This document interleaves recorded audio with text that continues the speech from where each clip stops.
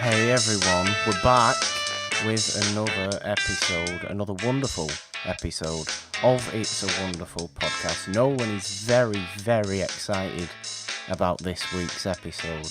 It was, of course, my choice this week. We've hit episode 10, so I think we deserve a round of applause for that.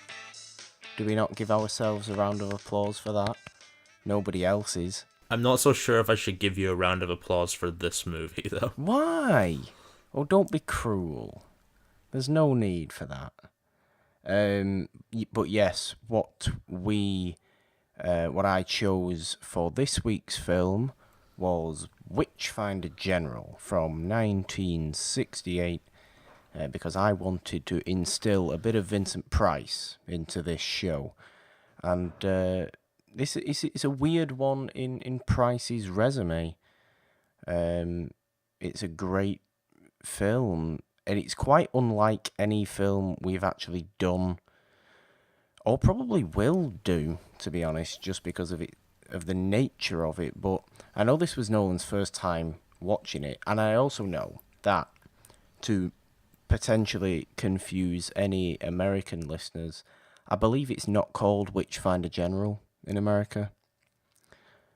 I believe it's The Conqueror Worm, because, you know, like, they like to shoehorn Edgar Allan Poe into every possible thing in horror around that time in America, even though it's got absolutely nothing to do with him.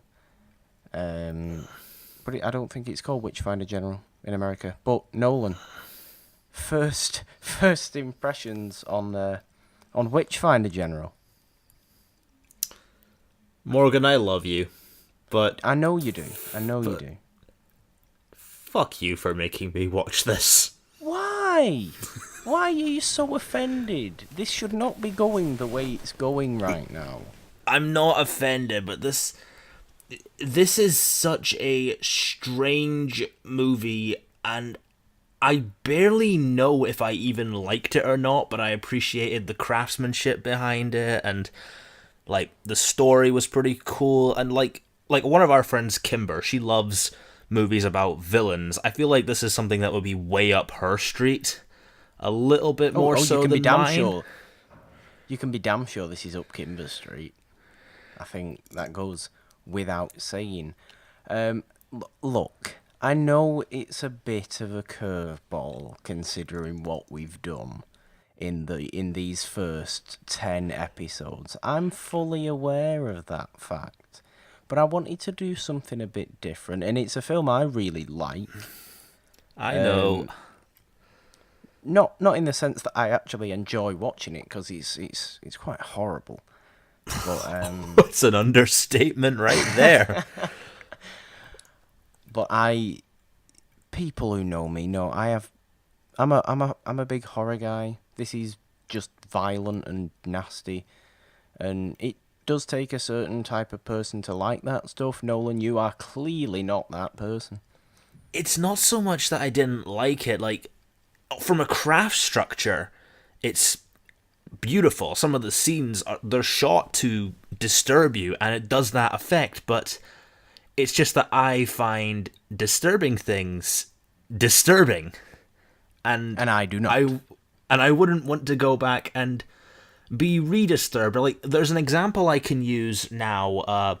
There's this video game called Manhunt that came out from Rockstar Games a couple years ago, and in that, you take control of this guy on death row, and you have to escape prison and try kill all these guards and stuff, and in really brutal ways, like sort of suffocating them with bags, and it has this weird, eerie element that just makes you feel bad for controlling this person. Like, you want to take a shower after it.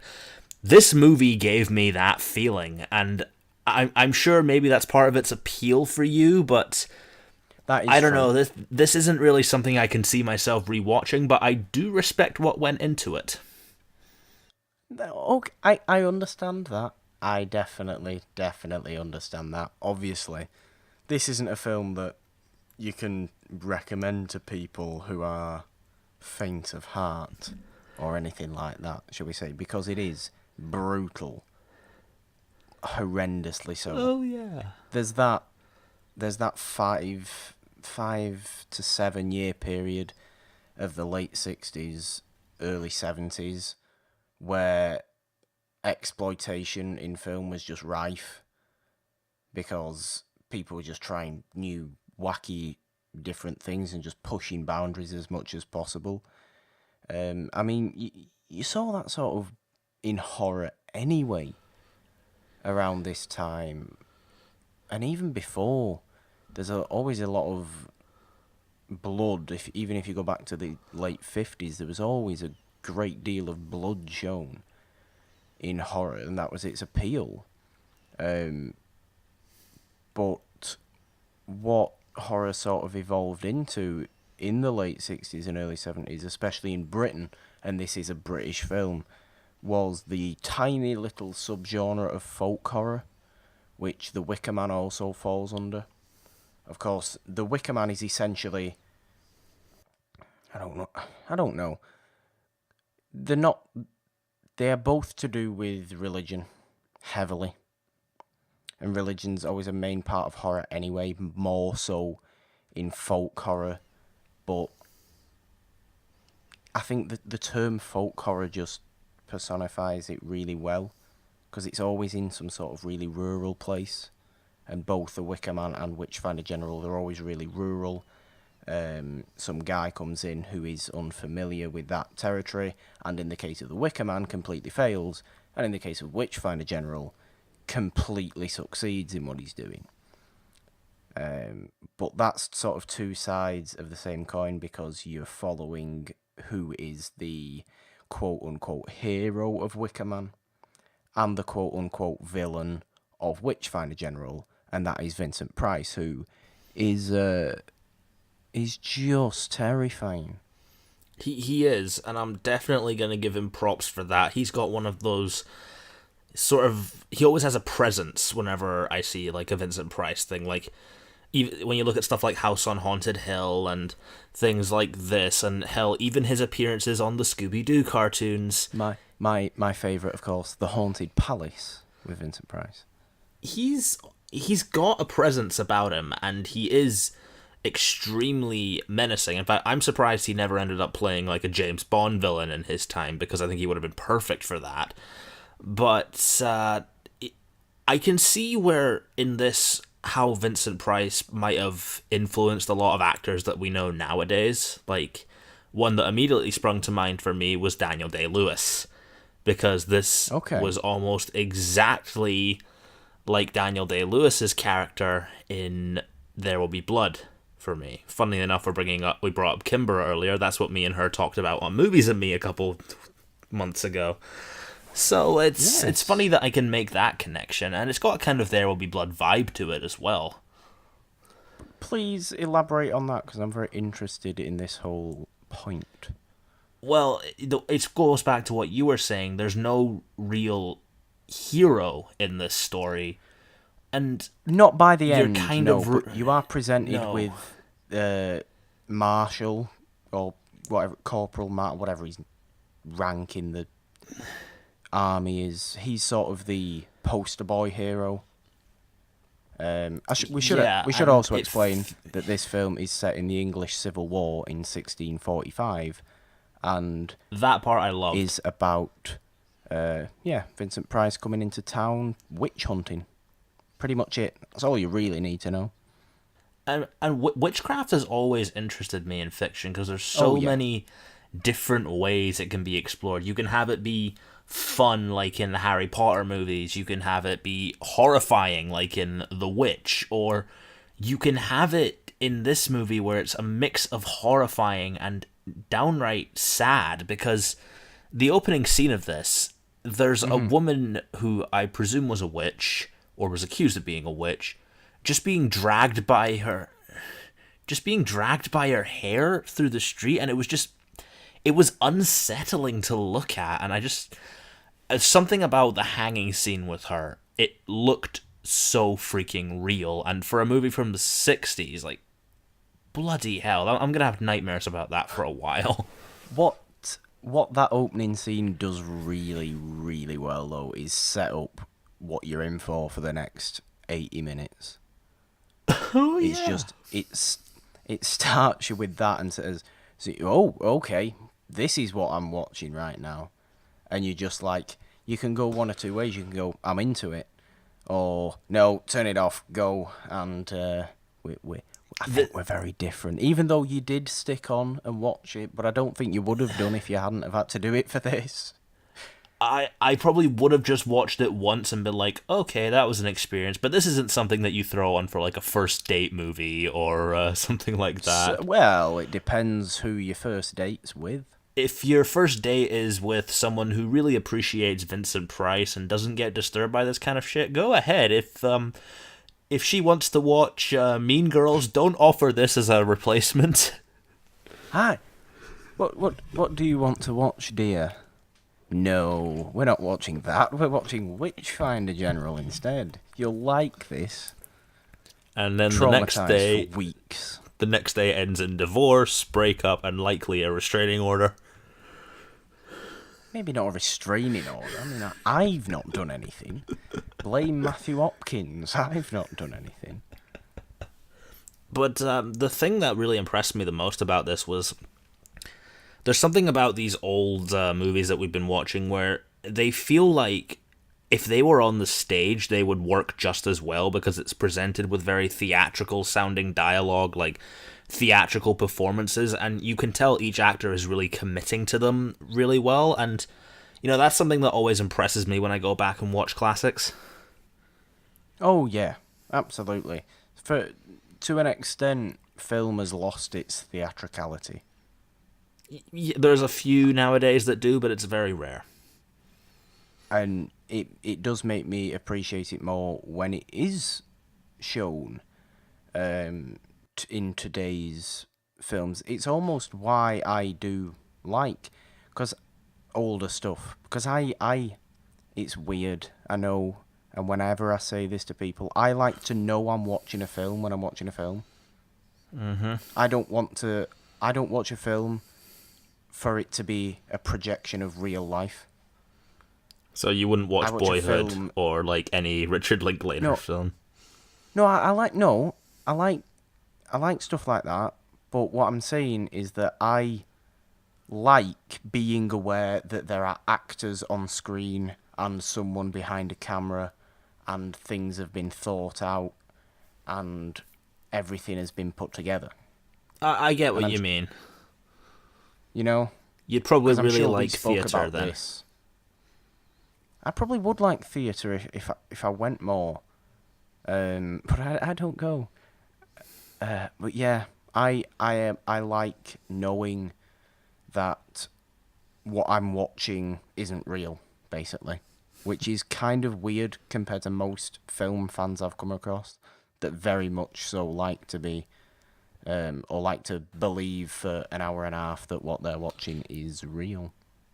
Yeah, there's definitely a difference between being immersed in something and sort of being halfway immersed that you still understand it's not real, but you're still encapsulated by it anyway. I think that's Yeah, what you're going for. absolutely. That's absolutely what I'm going for. I guess that's also why I can watch anything that is any sort of horrendously brutal, violent, or graphic in any way, just because I know it's. Well, I'm not watching it in the street. That's fair enough. It's why I can watch stuff like this. I always like telling the story of one time I invited people over to my house to watch Texas Chainsaw Massacre. Texas. That didn't go down well. I would much rather watch Texas Chainsaw Massacre. Yeah, but it's still a bit brutal and nasty. But it's not that that wasn't good for a group film night. Witchfinder General would be terrible for a group film night. There's a bunch of other examples I can think of in the same category. Like, fucking... the one that comes to mind immediately is, like, The Witch or The Babadook. Oh, yeah, but I mean... They're great movies, to an extent where I'm more talking about stuff that is just overly brutal, and from that weird 5 to 7 year period of the late 60s, early 70s, when people just thought, well, we can do what we want now. Now that there's no studios in direct power of anything. I think you're one of those guys who, when you watch Misery, you replay the hobbling scene over and over with a big smile on your face. I mean, I'm not going to deny that. Oh, we've gotten silly. But it is by far my favourite scene. And I am... Yeah, I don't know. It's very strange. I accept it's very strange. But it doesn't mean I like the idea of hobbling someone. I know. I like the idea of hanging people for a witch, or burning people, or dunking people for a witch. Let's talk about that scene. That was the one that got to me the most. Let's talk about the dunking scene, because the dunking scene is my... Also, should point out, in this film, we do get all three major witch trials: hanging, dunking, and burning. They don't just focus on one. It's not like Salem witch trials here, where they just hung people. Mind you, they pressed that one guy to death. That was quite fun. Pressing to death. That, actually, might be my favourite way to medievally kill someone. Well, just as well we don't live in medieval times. And Yes, I'm it not on is. your That bad is side. true. Giles Corey pressed to death. His last words were... Do you know? I might have been too disturbed to even remember them. Please remind me. His last words were more weight. More weight. That's real life. That's the real life Salem witch trials. That's nothing to do with Witchfinder General. But yeah, if you want to talk about the dunking scene, go ahead, because it's my favourite scene, because it gives me one of my favourite Price quotes that I have on a t-shirt. Well, I'll let you say that quote after I talk about this scene. Please do. I mean, I love horror, and I also have a lot of empathy for main characters on screen. I like to sort of empathize with everybody I see, and the funny thing is, this movie Witchfinder General, the people that are getting punished, maybe it was something I missed, but I don't recall them doing anything that could be considered witchcraft in the movie at all. It just felt like innocent people getting killed for no reason. Well, that was witch hunts. That was what being a witch was ultimately like. You were called a witch by someone you didn't like. You had no way of disproving it, and you were just killed. That was how wrong and fascinating and crazy witch law is in Britain, especially. And I'm terrified of water. You know this, because I saw Jaws when I was 8, and I haven't been in the ocean since. And seeing someone just getting dunked in like this manky river, and you can tell they don't have any control over it. They're even kind of torturing them with it by pulling them back up for a little bit of air and then dunking them right back in. It was just it's very rare that a film gets under my skin like this, but that was full on panic attack kind of shit. And you see what you've done to me with this. I do see what I've done to you, and I really do apologise. Anyone listening to this, I've seriously tortured him today. But it's a movie I do appreciate for its craft, and I won't put it down for that. It's a very well-made film. I just hope by the end of this, when Nolan tells us what he's picked for next week, that he's picked something equally as torture-filled for me. But not with actual torture like Witchfinder General has. Because, as we've already discussed, I can handle that. But no, what I love about that dunking scene, and yeah, I know it's not pleasant to watch. And in my copy of the film that I own, I even have the copy that is sort of remastered and re-put in originally banned, cut out little shots and scenes of just even more graphic violence. I don't think I had that copy, so you're gonna have to tell me. That makes sense. But there's not like it's just the odd shot every now and again, and you can tell because the actual shots that are put in are in a lower quality to the rest of the film because they were just never shown. Basically, they were just found for this DVD copy that I own, and put in.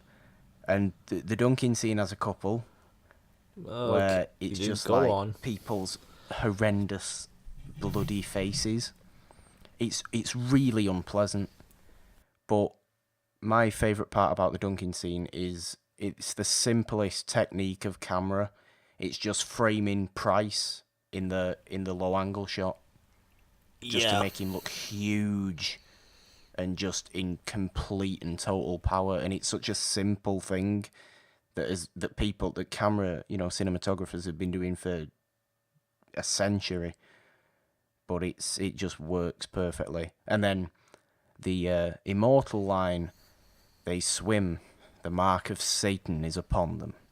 They must hang." You see, the chills are coming back right now. And I have on the t-shirt, I have "the mark of Satan is upon them." It's such a good film for honing in your Price impression. It's got so many good Price quotes. Watching this, I can definitely see why you like Vincent Price as much as you do. He's got a charisma that's just unmatched, and this obviously I like him when he's being a bit more silly and a bit more lighthearted. This is just so far It's vile. violent, horrible side of a character that he has played. He's not gone anywhere near this. The most I can possibly think that he's gone this villainous is in Mask of the Red Death, especially in the opening of that, where he basically spits on peasants because they are dying of plague, which is just nonsense. But yeah, even when he's playing someone so horrible, He does it well. Matthew Hopkins, you if you look into the history of English witchcraft, you'll know that Matthew Hopkins basically, I think he executed over 300 people for witchcraft in the space of 3 years. I believe in 3 centuries there was only 500 people executed in Britain for witchcraft. He did 300 of them in 3 years. Yeah, so I can say goodbye to That's goodbye to madness. sleep tonight. But all that aside, who's worse though? Is Matthew Hopkins worse, or is John Stern, his sidekick, worse? Because let's not forget that he is a rapist. True. And he's also much... Price has got or I should say Hopkins has got the sort of... He's being villainous, but he's sort of calm about it. And this guy's just a bit of a maniac. If I could compare that, that's kind of like the difference between Joffrey Baratheon and Ramsay Bolton, two of the most despicable true. Game of Thrones characters. One is Yes, being that's villainous, true. but is also kind of charismatic, and you love him for it in Ramsay. One of them's just a fucking shithead. Joffrey. Yeah, that's a really nice point. I like that point a lot. I didn't think you'd be bringing up Game of Thrones points either. I Thought did that'd be actually the look last up thing some you would do. trivia for this, which I found trivia? very interesting. Okay, shoot. So, are you aware of the director Nicholas Winding Refn? Yes. Yeah, behind such masterpieces as Drive and The Neon Demon and things like that. Love the Neon Demon. He apparently wants to remake this. He's already bought the rights for it. Oh, no. Could you imagine his style with this kind of story? I can't... Oh, God, it'd be gory. Oh, yeah. He'd probably cast Keanu Reeves as Vincent Price's role now that I think about it. Yes, oh yeah. now, now I'm imagining Ryan Gosling. Oh dear. No. That. See, I mean, it is a kind of similar feel. Like the Neon Demon, I love the technique and everything, but it did disturb me. This is a very similar kind of thing. yeah, but I just don't think films like this can work now. Yeah, I can see where you're coming from with that. It's so much a product of its time. But then again, most of Nicholas Winding Refn's films are very of themselves and don't have a lot of mainstream, like, I'd say, service true, to them. But I mean, to go and do a period piece set in the 17th century in Britain, compared to what Winding Refn has done, seems a bit. I mean, if something comes of that, maybe that's going to get as far as the Suspiria remake that's been going around for 7 years, but nobody's actually ever heard anything about. I completely forgot that was happening, actually. Exactly. See, maybe this is just the same. Maybe the long-lost Witchfinder General remake that will never actually happen, and I'd be perfectly satisfied if it didn't. Yeah. What else do you think? What do you make of the more love story aspect to Witchfinder General? I mean, is it a love story? Can you call it that? Because it felt a lot more like entitlement to me. Well, yeah, I mean, yeah, but it's the more love story. I was kind of so disturbed by everything else that kind of went way over my head. I must say, I'm not entirely sure why. They probably just had it in there so it wasn't 80 minutes of Price hanging people. Which I would have been fine with, to be honest. And to have a bit of the story, because, yeah, it does all lead up to that horrendous climax. And it is a bit weird because perfect. Usually for love stories to work, you need to sort of empathize with the main character a bit, and I don't empathize with Price's character in this at all. I'm scared of him. It's like Jake Gyllenhaal and Nightcrawler kind of scary, and even worse than that. Like, it's like a cross between Daniel Plainview from There Will Be Blood and Gyllenhaal and Nightcrawler. It's a character that you can be impressed by and be terrified of, but not someone that you empathize with. No, not at all. But the Roundhead army person, someone Marshall, Richard Marshall, that's his name. He is to marry his girl, and then Price comes into the village, accuses the priest of being a witch. The priest, who is the uncle of Richard's fiancée. She also, of course, doesn't go all that well for Sarah. It does not. Once her uncle is being, and then it sort of turns into a revenge story for Richard, because he wants to get revenge on Matthew Hopkins for unjustly executing the priest, which is fair enough, because all witches were executed unjustly, because there aren't such things as witches. Yes. So, I like that. Despite what my ex-girlfriend might prove, there are no things as witches.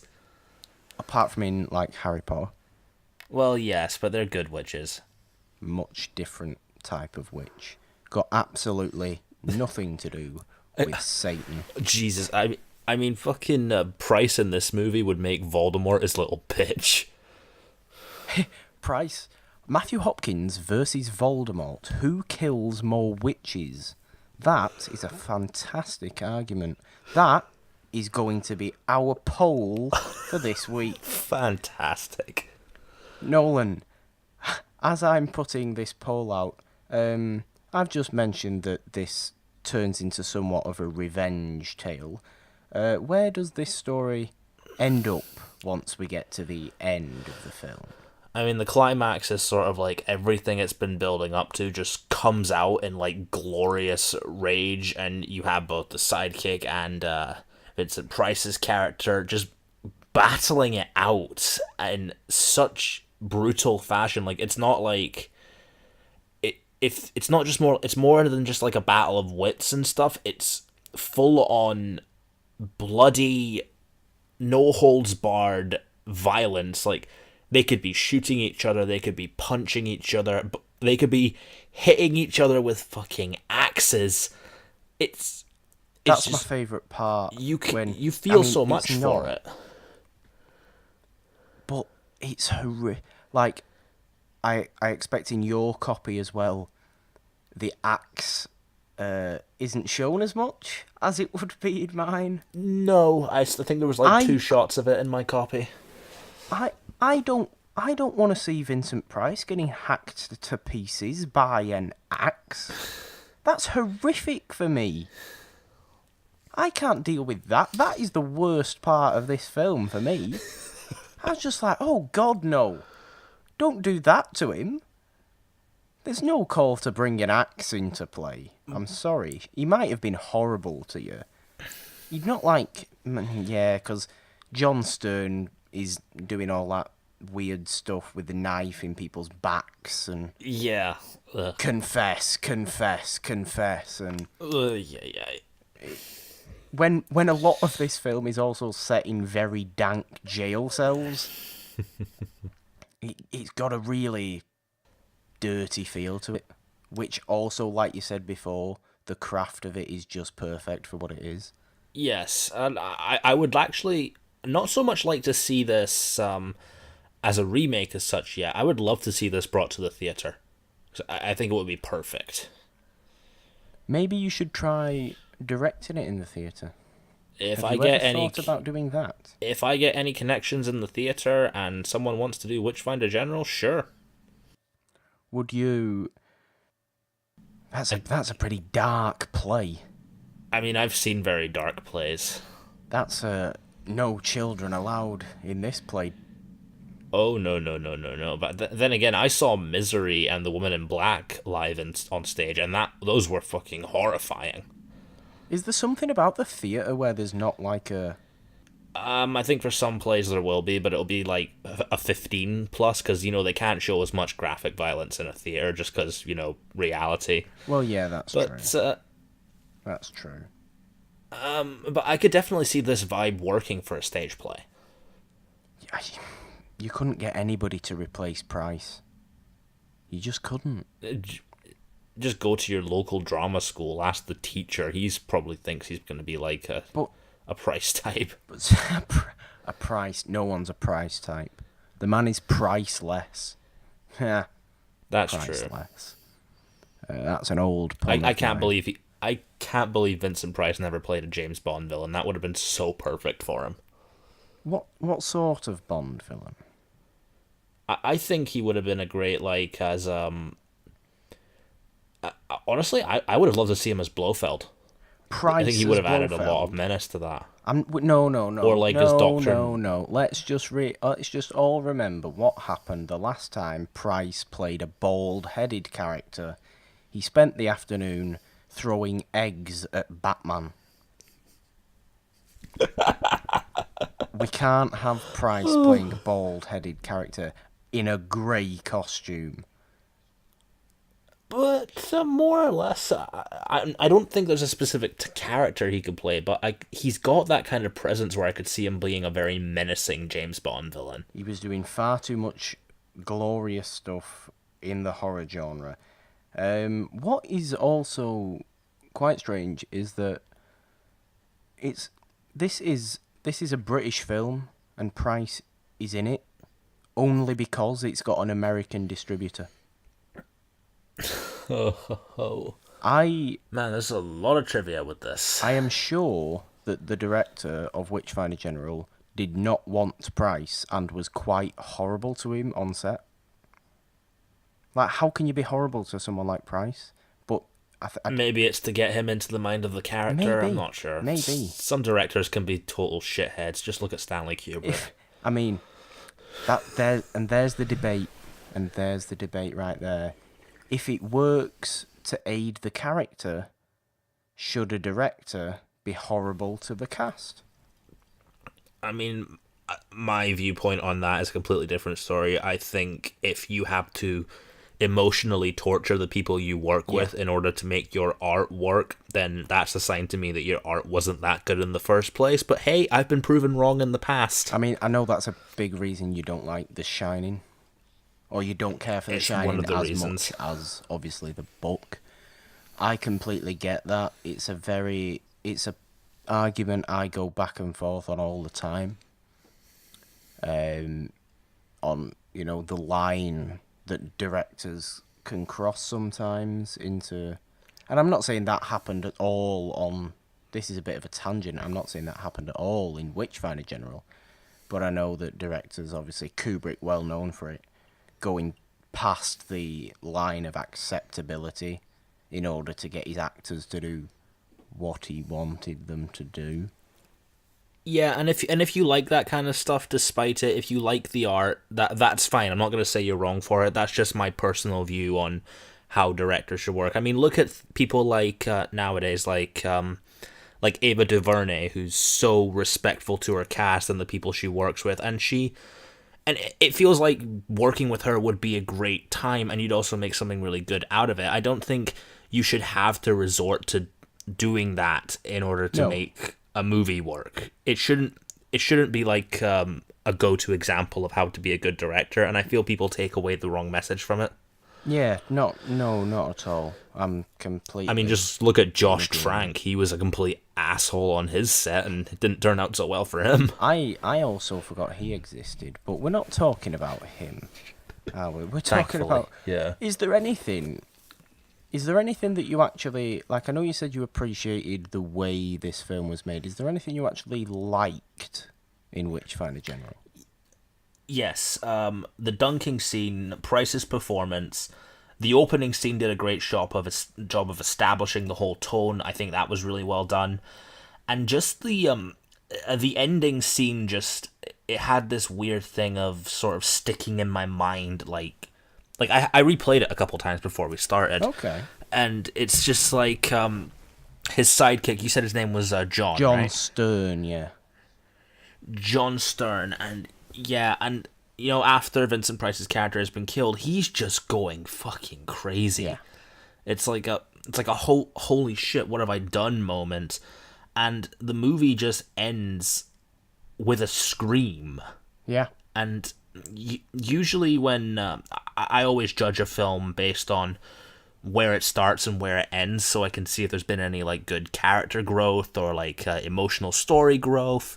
And the fact that this film opened with a woman being dragged through the street screaming to her death, and then ends with a woman screaming at the insanity of someone else's death who maybe even was more deserving of it, I think that says a lot about the message of what this film is trying to portray, and I give it props for sticking to that and nailing it, as far as I say. Yeah, it is purely and simply a depiction of the horrors of witch hunting and just how...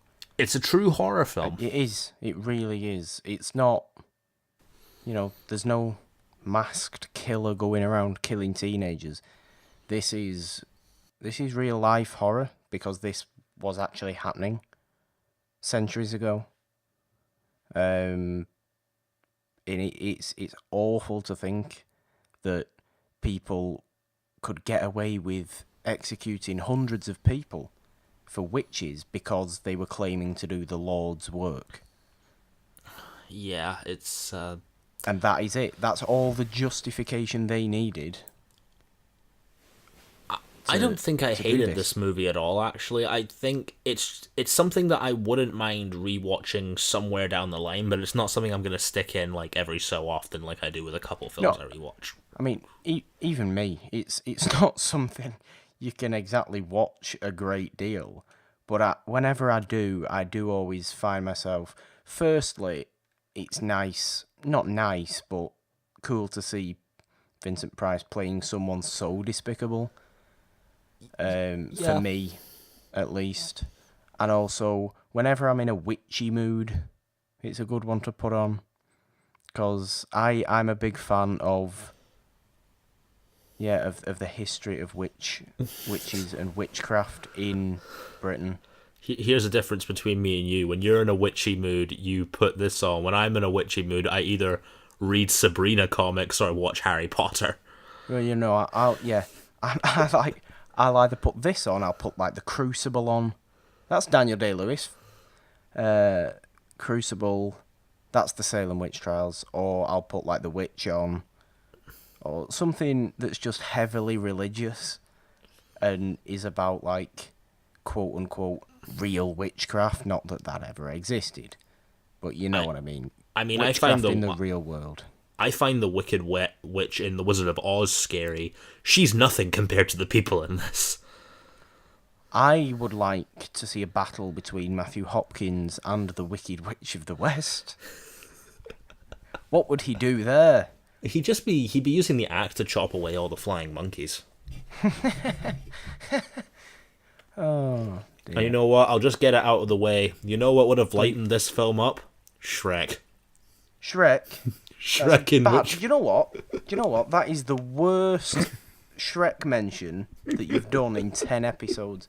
We've not even mentioned it in all 10, but that is by far the necessary inclusion of Shrek. Replace John with Shrek. I tell you what, Shrek wouldn't have gone down very well in 1645. Probably not. There's a lot of magic in Shrek. Matthew Hopkins But would not since you asked me what I liked about it, let's get your thoughts. Since you picked it, what do you like about this? Make the case for this movie, I guess. The way to make the case for this movie is if it's difficult to, but if you want to see, first of all, if you're witches, you should watch Witchfinder General. If you're a Price fan, you should watch Witchfinder General because it's one of his best roles, even though it's one of his most unusual. And yeah, if you like that weird sort of exploitation horror period of the late 60s, early 70s, when people were just trying all sorts of gory, graphic things to just evoke the just visceral pain, and it does make you feel viscerally with the characters. You are sort of, especially on this copy I have, like I said, where there's just all these little added shots of just like really graphically beaten faces and stuff. It's just nasty to look at.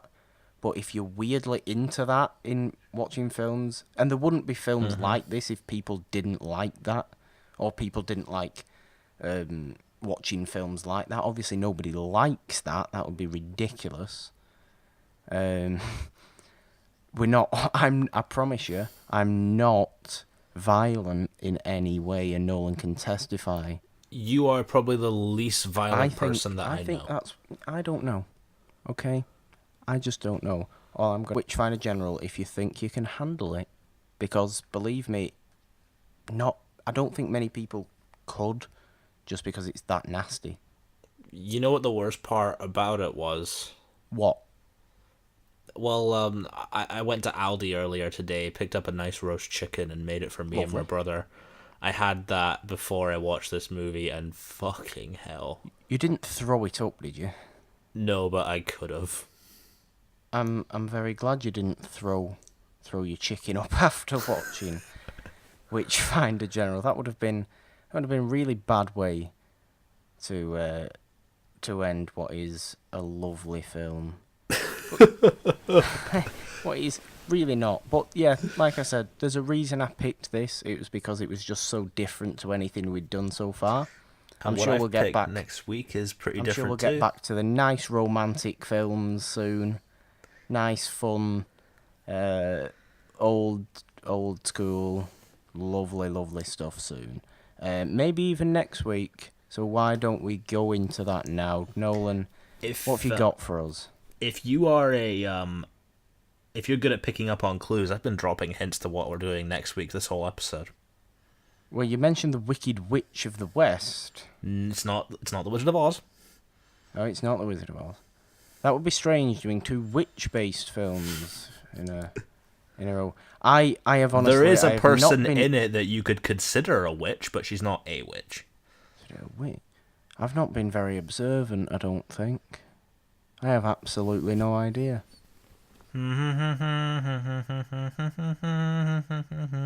Oh, you're doing a Bond film, I'm doing my all-time favorite Bond film, which is From Russia with Love. oh yes.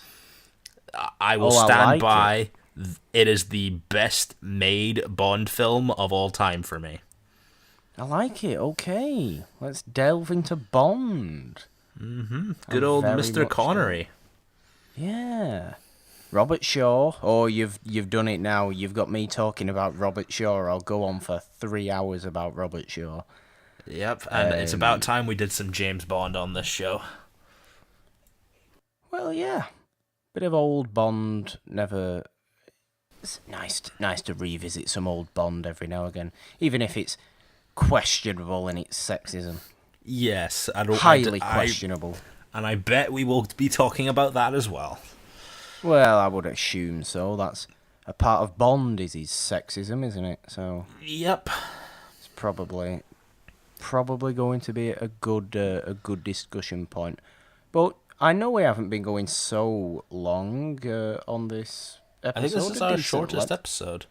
It's a typical kind of length, but I feel like we've said all we needed to say. I feel like we've got across what we wanted to both say on Witchfinder General.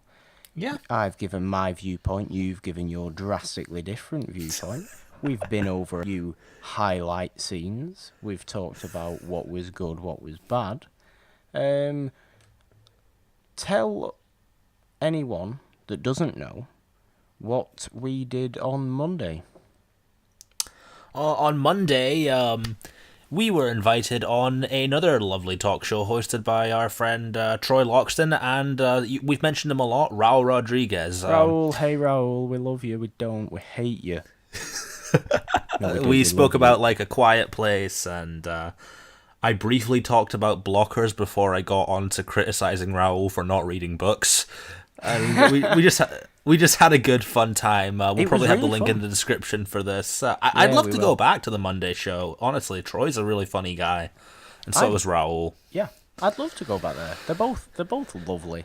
It will the link for that will definitely be in the description of whatever platform you're watching or listening to, I should say. This on. It was a fun time.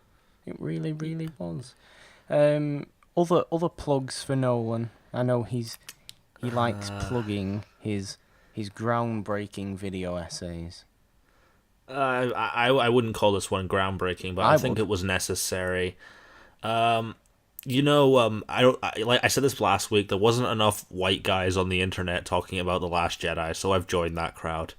But I didn't want to talk about it in a positive or negative way, so I kind of approached the way the fan response has been and how that can be changed. So check that out. It's The Last Jedi Perception versus Reality. I don't know what I'm going to be doing for my next Stories as Lessons. I might put a poll up. I mean, Infinity War is around the corner, so I may end up doing one on a Marvel movie, possibly Iron Man 3 or Age of Ultron or something like that. I might put a poll up for that.